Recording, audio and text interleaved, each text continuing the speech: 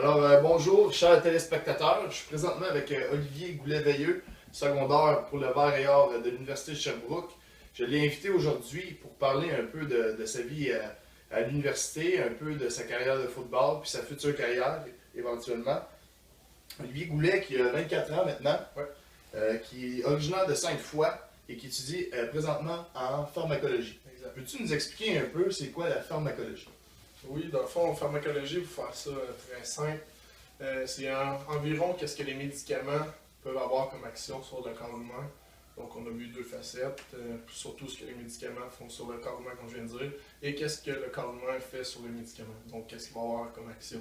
Donc, ça va être au niveau de l'absorption, le métabolisme de ton corps et de l'excrétion aussi des médicaments, pour faire un résumé de ce que c'est. Super. Puis présentement, tu as terminé ton baccalauréat. Ouais, Oui. Est-ce que tu prévois entreprendre d'autres études puisqu'il te reste un an d'éligibilité? Ouais, dans le fond, j'ai fini mon baccalauréat cet automne. Et dans le fond, entre les sessions, moi, je n'étais pas au régime coopératif, donc je n'avais pas de stage. OK. Donc, les sessions d'été, au lieu de gaspiller mon temps, j'étais aux études en administration. Donc, tranquillement, pas vite, j'accumulais des sessions pour finir un baccalauréat en marketing. OK. Donc, présentement, après la session d'hiver qui va finir en avril, je vais avoir la moitié du bac de fait. Super. Donc, je prévois continuer pour finir. Il me reste environ un an pour avoir un deuxième baccalauréat. C'est un très bon plan. Ouais. Olivier, je t'ai invité aussi parce que je devais inviter quelqu'un qui était inspirant. Donc, tu jouais avant moi à l'université, puis moi, j'étais encore au collégial, puis je regardais souvent les matchs qui étaient présentés à la télévision nationale, à Radio-Canada, puis tu as toujours été un modèle pour moi dans le sens qu'on joue la même position. Ouais. Puis c'est pour ça qu'aujourd'hui, j'étais invité. Tu as été également invité à un camp d'évaluation de la LCF, la Ligue canadienne de football, qui, dans le fond, c'est une somme de tests qui sont faits. Puis, dans le fond, tu as répondu à ces tests-là. On a des développés couchés, des sauts en hauteur, sauts en longueur, plusieurs tests comme ça, la vitesse maximale également. Peux-tu nous parler un peu de ton séjour à Montréal, près de l'Université de Concordia, plus précisément? Puis, dans le fond, est-ce que tu as été bien guidé? Est-ce que tu as reçu des cadeaux? Est-ce que l'organisation... Parle-nous un peu comment s'est déroulée cette journée. En fait, la journée, pour parler spécialement de la journée, comment ça a été organisé, on était invités, c'était parmi les meilleurs espoirs au Canada. Il y avait 3 camps de sélection, comme j'ai fait partie. Il y avait un qui était au niveau de l'Ouest. Moi, j'étais plus au niveau qui regroupait le maritime, Québec et tout. Donc, on est arrivé, ça se passe sur une journée complète. Donc, c'est une journée assez chargée, je pourrais dire. On est environ 40 individus. Et on arrive au début de la journée, c'est vraiment cordial, tu as une belle accueil de tout le monde. C'est là que tu reçois ton uniforme, un peu tes accessoires. Ils nous ont donné des gilets de pratique, des culottes, etc. Ils nous ont accueillis vraiment, ils nous ont déjà donné des collations le matin. Et il y avait dans le fond 2 sections à la journée, si je peux dire. Il y avait la première partie que c'était plus les tests. On arrivait, il y avait tout le mesurement de ta taille, ton poids, la grandeur de tes mains. Toute ta morphologie aussi, tu étais pris en photo, savoir si tu avais comme le body type pour jouer à l'autre niveau qui est les pros. Qui convenaient dans le fond. Exactement. Et ensuite, on avait les tests qui commençaient. C'était la partie un peu plus stressante pour tout le monde, je dirais. On avait les tests de course et tout, tests de course, tests de saut. Et la deuxième partie en après-midi, c'était plus ce qui était au niveau football. Vous voulez regarder surtout si tu avais les bonnes techniques, si tu étais capable de les appliquer, surtout sur niveau de stress. Donc, moi, je fais partie des secondaires. En fait, on avait des ateliers juste pour les secondaires. D'accord. Ils voulaient voir comment on bougeait, c'était quoi nos capacités et tout. On avait aussi des ateliers qui étaient confrontation. Donc, on était pairés avec les porteurs de ballon. Il y avait comment défendre la passe. Donc, tu es en situation homme à homme. Toutes des situations de jeu qu'on peut, les recruteurs pouvaient avoir dans le fond, capacité à répondre. Exactement. Mais c'était le fun, c'était bien organisé. Donc, il y avait la partie homme à homme, comme je dis. Et ensuite, qu'est-ce qui est intéressant aussi pour les recruteurs de voir si on est capable de jouer au prochain niveau. On sait que la Ligue canadienne de football, comme le football universitaire, c'est un football de 3 essais. Donc, les parties unités spéciales sont très en demande. Bien sûr. À savoir si tu es capable de jouer soit un retour de beauté ou sur un beauté directement. Donc, il y avait des phases aussi pour vérifier nos capacités. Exactement. On parle souvent d'unités spéciales. C'est vraiment important de bien se débrouiller sur ces unités spéciales-là. Pourquoi? Parce que la compétition est tellement élevée lorsqu'on arrive au niveau professionnel qu'il faut savoir se débrouiller non seulement à la défensive, mais pour espérer jouer sur la défensive un jour, tu dois te débrouiller sur les unités spéciales. Donc, tu as toujours été un super joueur. Parlons un peu maintenant des résultats des tests. Ouais. Excusez l'anglicisme, des tests qui ont été faits par rapport à ce que je disais tantôt, les tests de vitesse et tout ça. As-tu été, est-ce que c'était convenable pour toi, les résultats? Oui, mais il y avait plein de tests. En vrai dire, c'est comme j'expliquais beaucoup à mes parents qui ne savent pas trop un peu c'est quoi ce genre de journée. Ouais. Je disais, c'est comme un examen que tu sais au préalable les questions. Ouais. Donc, tu sais quel test va avoir lieu la même journée, et si tu t'es, comme n'importe qui avant, tu t'es préparé en fonction de ces tests-là, et tu as déjà testé ces tests-là. Ouais. Donc, je savais un peu mes temps, c'est quoi ça allait être, tant au saut, au développé couché. Mais après ça, je suis content de ma journée en général. C'est sûr que comme n'importe quel athlète qui demande un temps niveau, tu aimerais toujours faire plus. Exact. Mais en général, je suis vraiment content des tests et des résultats. Super. Comment as-tu géré ton stress pendant cette journée-là? Parce qu'on sentait qu'il y a une pression des médias, il y a une pression des parents, il y a une pression des amis, il y a une pression du fait que tu as travaillé toute ta vie pour arriver cette journée-là, puis il faut que tu livres la marchandise. Ouais. Comment as-tu géré ce stress-là en arrivant au camp? Je dirais à sa part, hein, on est des joueurs de football, on sait c'est quoi, mais c'est vraiment la préparation. Puis qu'est-ce qui a été vraiment un atout pour moi, c'était de lier d'amitié avec mon entraîneur personnel qui est Samuel Plouffe. Ouais, C'est un excellent entraîneur dans le plan d'Estrie. Que j'ai commencé avec lui en terminant ma saison passée, environ fin novembre, début décembre. Donc pendant les 4 mois, c'est avec lui que j'ai préparé chaque test. Et pendant les semaines d'avant, on faisait comme des simulations de la journée. Donc on faisait les tests avec le nombre de temps que j'allais avoir comme repos, le nombre de temps que j'allais avoir pour me préparer pour la journée. Ouais. Mais c'est sûr qu'en arrivant à la journée, il y a un stress additionnel qui s'est ajouté. Exactement. C'était un concept qui était un peu inventé pour représenter un peu ce que la journée allait être, mais c'est certain que la pression est toujours là. Passons alors à la prochaine question. Quelles sont tes qualités de joueur et d'athlète, en tant qu'athlète, qui vont te permettre de jouer pro un jour? Okay. Qu'est-ce que je dirais pourquoi je suis un bon joueur, puis qu'est-ce qui me fait que je suis capable de me démarquer des autres, je dirais rendu à un certain niveau, comme tu vas être rapide, les autres vont être rapides, tu vas être fort, les autres vont être forts. Donc il faut que tu trouves une petite valeur ajoutée qui fait que tu es capable de te démarquer. Qu'est-ce qui a toujours été quand même assez facile pour moi, ça a été que les coachs me disaient d'appliquer une certaine façon, une certaine technique de jeu, et j'étais capable de la transposer immédiatement sur le terrain.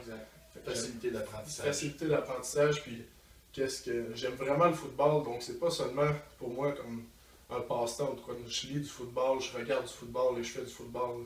Mes journées sont composées à 100% quasiment de football. Donc, mais c'est vraiment comme appliquer les techniques de mes entraîneurs quasiment à la lettre dans un délai vraiment immédiat. Super.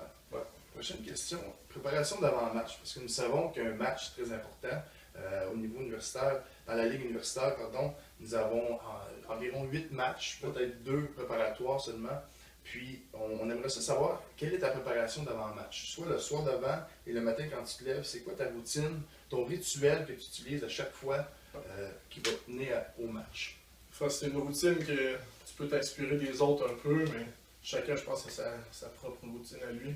Pour moi, si on part que c'est la journée d'avant-match, tout d'abord, ça va être en arrivant chez nous qui est du vendredi soir, ça va être après la pratique, on va juste simplement marcher. Ça va être quoi nos stratégies face à l'adversaire le lendemain. C'est une pratique vraiment relaxe, un peu plus mentale. Quand j'arrive chez nous, d'abord, c'est la préparation sur la nourriture qui va se terminer le vendredi, mais ça a vraiment commencé à l'avance. Donc, c'est vraiment bien m'hydrater, bien me nourrir pour avoir de l'énergie demain. Et tout ça encore, c'est mon entraîneur d'habitude qui faisait la planification. Qui va te guider sur la nourriture. Exact. Donc, il y a vraiment nourriture et tout. Puis, qu'est-ce que j'aime bien faire le soir, c'est vraiment regarder les points techniques que nos entraîneurs nous ont ressortis comme plan de match qu'on allait. Ouais. Un plan de match qui est souvent présenté la veille du match ou préparé, pratiqué pendant la semaine pour arriver fin prêt à ce match-là. Vraiment. Super. Je vais te parler de 2 individus que tu connais très bien, avec qui tu as joué au football, qui sont présentement dans la Ligue de football canadienne. Je parle de Kevin Régimbal, qui joue pour les Rough Riders de la Saskatchewan, ancien secondaire de Sherbrooke. Puis Nicolas Boulay, qui a joué pour les Alouettes, qui est encore là aujourd'hui, les Alouettes de Montréal. Qu'est-ce que ces gars-là t'ont amené en tant que secondaire, parce qu'on sait très bien que c'est 2 excellents secondaires, intérieur et extérieur. Qu'est-ce que ces gars-là t'ont amené au courant de ta carrière, qui ont pu faire de toi un meilleur joueur, un meilleur leader? Je dirais de la confiance. Parce que quand je suis arrivé un peu, tu es nouveau dans une équipe, tu es nouveau dans un environnement, tu sais pas trop comment prendre ta place. Tu sais que tu es bon comme joueur parce que tu arrives dans le programme et tu as été recruté, donc tu as un certain niveau de jeu. Et je dirais, dans le fond, que le premier qui a vraiment appris après à me connaître, c'était Kevin Régimbal. Il m'a pris directement sur son aile. J'étais 2e à sa position, donc tout ce qui est au niveau technique, tactique, j'en apprenais autant de Kevin qu'un entraîneur. C'était comme un entraîneur privé que moi-même que j'avais sur le terrain. Un peu comme un mentor. Exactement, exactement. Puis pour ce qui est de. Dans le fond, on va chercher un peu du meilleur de chacun. Ouais. Boulay, vraiment, ça a été son éthique de travail, puis sa force, juste sa rage de vouloir jouer au football. Donc c'est un peu difficile à expliquer seulement avec une entrevue comme ça. Mais le voir jouer, ça te donne un étincelle, puis ça peut juste te faire rappeler pourquoi tu joues au football. Puis à quel point que, oui, c'est gros, nanana, il y a beaucoup de choses qui entourent, mais à la base, le football, c'est un jeu, c'est fait pour s'amuser. Exactement. Puis Boulay m'a aidé justement à retrouver un peu cette flamme-là qui fait de. Ah, okay, c'est vrai, c'est pour ça que je joue au football, là. C'est vraiment juste un jeu pour m'amuser. C'est un homme qui avait la flamme dans les yeux, puis Ouais, une très grande passion pour son sport. En lien avec ces questions-là, toi, te considères-tu plus comme un leader vocal ou un leader qui va être plus par l'exemple? Je dirais un petit peu des deux. Je suis pas un leader le plus vocal que tu peux avoir dans une équipe, même si cette année je vais être un gars de 5e année. J'aime bien parler quand c'est le moment, mais j'aime pas parler à chaque game ou à chaque pratique ou à chaque achat. On dirait que plus que tu parles, puis moins que tu vas en dire des fois des trucs intéressants, tu vas te perdre un peu de notoriété ou de crédibilité au niveau des autres joueurs. Fait que j'aime bien parler quand c'est important. Ouais. C'est sûr que je vais faire valoir mon point de vue si je trouve que c'est important. Mais j'aime bien montrer par l'exemple. Bon, je pense que c'est pour ça qu'ils m'ont mis capitaine, parce que dès mes premières années, je savais que j'avais un bon niveau de jeu, mais je n'étais pas le gars le plus vocal possible. Bonne éthique de travail, toi aussi. Toujours présent, toujours une grande énergie sur le terrain de match. Qu'est-ce que, dans le fond, on a plusieurs téléspectateurs qui nous écoutent présentement, puis il y a plusieurs jeunes qui sont là-dedans, qui jouent présentement au collégial, niveau secondaire, puis peut-être même début universitaire, puis tu pourrais être un modèle pour eux. Quel conseil donnerais-tu à ces jeunes-là qui sont tous secondaires présentement, puis qui voudraient entamer une carrière professionnelle? Quels sont les conseils, des étapes de vie, des choix de vie que tu as à faire pour te rendre où ce que toi tu te rends présentement? Juste commencer, je dirais surtout que ça m'est déjà arrivé moi-même dans mes années collégiales, secondaires aussi. Quand je jouais au football, des fois, je n'y allais pas nécessairement à 100% de ma capacité. Il y a bien des fois, puis là je parle 100% de ma capacité, je parle pas aussi du niveau physique, des entraînements, tant que du niveau mental, de la préparation. Et je me disais, dans le fond, à chaque année qui se terminait, je me remémorais n'importe quel moment que j'aurais pu en faire plus, puis juste voir l'excellence que tu peux atteindre toi en tant que joueur ou n'importe quel individu qui veut graduer et jouer à un niveau supérieur. Juste voir à quel point tu es capable d'être bon si tu y vas à 100% dans ce que tu aimes et ce que tu entreprends. Ça peut, n'importe quel autre exemple qui peut s'appliquer à ce domaine, ça serait si je peux donner mon 100% à l'école, juste voir la note que je peux avoir à un examen si je fais 100% de la préparation. Ouais, parce que la plupart des jeunes, il y a un grand taux de réussite dans les écoles secondaires, mais il y en a beaucoup d'écoles secondaires aussi qui, leur taux est très diminué comparé à d'autres. Puis ces jeunes-là lâchent l'école très jeune. Puis souvent, le football devient une passion, devient une motivation. Puis ce que Olivier tente de dire, c'est que si tu vas à 100% dans le football, pourquoi tu n'irais pas 100% dans tes études, 100% dans ton travail? Pourquoi ce soir, je ne sortirais pas prendre un verre avec mes collègues? Pourquoi que je n'étudierais pas mon livre de jeu à la place ou essayer d'augmenter mes notes? Ça devient, par exemple, une éthique de travail, une habitude de vie, une école de vie, si on pourrait dire. Maintenant, un autre sujet. Ouais. Deux de tes plus grands succès dont tu es fier. Un ou deux succès dont tu es fier qui n'est pas nécessairement en lien avec le football.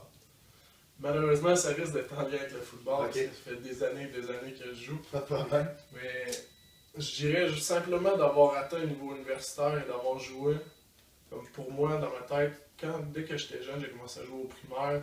C'était pas mon plus grand rêve de pouvoir jouer à un nouveau jeu professionnel qui est allé jouer dans la ligue professionnelle de football. Je regardais les Alouettes quand j'étais tout jeune, puis c'était des idoles, c'était tellement gros pour moi, mais juste d'avoir joué à un jeu universitaire, d'avoir acquis un certain niveau de jeu pour dire que je peux être dans les meilleurs à ce niveau, pour moi c'est un grand accomplissement. Et bien sûr, là j'ai fini un baccalauréat, mais quand je vais pouvoir dire que j'ai fini 2 baccalauréats, j'ai joué 5 ans au football universitaire, ces deux choses combinées vont faire dire que pour moi, ça a été c'est des grands accomplissements, c'est des très grands succès. Ouais. Puis on le sait, le succès de l'école amène souvent au succès. Le succès sur le terrain de football va souvent amener un succès à l'école. C'est un bon exemple. Une autre passion, dans le fond, qui nous est inconnue, que personne ne connaît chez toi, ou presque, à part ta famille, probablement. À part ma famille. Ouais, on parle ici peut-être de chasse, de pêche, ou n'importe quelle autre passion que tu pratiques tous les jours. ou à tous les Ouais, je dirais pas pratiquer à tous les jours, mais c'était Ouais. une passion quand j'étais jeune avec mon père, je dirais vers l'âge de 6-7 ans. Ça a été la passion équestre un peu. Mon père m'a acheté mon premier cheval, je dirais, je pense que j'avais comme 7 ou 8 ans, puis j'avais un cousin qui l'avait aussi, qui avait une ferme dans le fond, et qui lui-même avait des chevaux. Donc ça a été une plus grande passion qui a augmenté, mais qui a surtout diminué à cause du temps que je mettais au football. Donc dans mes années collégiales, j'ai arrêté de faire de l'équitation. Mais je dirais pendant les 10 années, de 7 à 17 ans, ça a été vraiment une passion qui prenait beaucoup de mon temps. Et mon père, dernièrement, ça fait environ 5-7 ans, il y a eu une écurie chez lui. OK. Donc pour moi, qu'est-ce qui est plaisant pour moi, je peux avoir le meilleur des deux mondes. Quand je descends en bas chez nous, je peux en profiter, ils sont juste à côté. Pas besoin de faire de transport à rien, donc vraiment l'équitation. L'écurie juste à Ouais, côté. une grosse place quand C'est j'étais bien, jeune. j'avais jamais pensé ça. Non. Dans le fond, toi, la viande chevaline, tu n'inclus pas ça dans tes Non. repas. Il y avait des bonnes chances. Autre question hors sujet. Ouais. Personnalité influente. Une personnalité influente, je parle de quelqu'un qui est populaire. Une personnalité qui t'a motivé, une personnalité qui a été une image, une personnalité qui a pu te guider un peu au cours des années. J'aurais dit simplement mon frère. OK? Ouais. Pour vrai, en étant le plus jeune d'une famille seulement de 2 enfants, j'aurais pu penser à essayer de penser à des images plus populaires, que ce soit des chanteurs ou des écrivains ou n'importe qui, mais je dirais mon frère parce que ça a été lui qui a occupé la plus grande place dans ma vie au sujet de l'influence, parce que quand tu es tout jeune, tu es plus petit, tu veux faire ce que le grand frère veut faire. Donc je pourrais dire n'importe quel sport qu'il a pratiqué, dont le football, j'ai voulu faire pareil, je l'ai tout le temps imité. Que ce soit dans son cercle d'amis, comment lui agissait, j'ai tout le temps voulu l'imiter. Je trouve que c'est une belle personne, que lui est présentement ambulancier pour la ville de Québec. Il est guide de rafting à la base du village de Vacances-Valcartier. OK. Donc pour vrai, n'importe quel agissement qu'il a fait, j'ai tout le temps voulu l'imiter. suivre. Ouais, il le suivre. Je dirais mon frère pour la personne influente de ma C'est vie. bien, c'est un grand rôle Ouais. de jouer le rôle de grand frère. Puis je pense qu'il a fait un très bon travail par rapport à ça. Puis un grand frère, ça nous guide toujours dans nos choix. Et il doit être très fier de toi présentement Ouais, parce que tu as tellement eu de succès dans les dernières années. Vraiment. Très fier. Dernière question pour toi. Parcours sportif. Ouais. Parce qu'on parle souvent des études qui sont faites récemment par rapport au sport, que si tu as fait plusieurs sports lorsque tu étais jeune, souvent tu as plus de chances de bien exceller dans un autre sport où ce que tu vas être vraiment plus spécifiquement concentré. Donc je parle pas de sport de football, d'autres sports qui auraient pu être intégrés dans ton cheminement sportif, qui ont pu t'aider en tant qu'athlète dans le sport de football. Ouais. Je dirais que j'ai commencé le plus jeune sport que je me souviens avoir pratiqué, ça a été le soccer. OK. Donc tous les étés, je jouais dans une ligue avec mes amis. Et vraiment, tous les sports que je vais nommer, il n'y en a aucun qui est individuel. Donc ça a tout le temps été des sports d'équipe depuis mon tout jeune niveau. Qu'est-ce qui m'a vraiment... C'est vraiment ça pourquoi j'ai eu la piqûre des sports, c'était jouer avec mes amis à un jeu que tout le monde aimait, puis t'étais avec tes amis, c'était toujours plaisant. Donc je dirais le soccer que j'ai quand même joué jusqu'à un niveau assez élevé, fin secondaire. Ensuite, il y a eu le fameux sport du kickball qui n'est pas connu de tous, mais le sport avec le gros ballon rose. Donc vraiment, c'est aussi un sport d'équipe que je jouais avec un de mes cousins plus 2 autres de mes meilleurs amis. C'était vraiment un sport extraordinaire. Et par la suite, j'ai joué au volleyball aussi. Et c'était pas mal le tour. Ouais, quelques sports Ouais. qui ont fait de toi un grand athlète. Yes. Alors c'est tout, mesdames, messieurs. Merci beaucoup à Olivier Goulet-Veilleux pour Merci, ce Seb. cours d'entrevue. Merci et à la prochaine. Merci.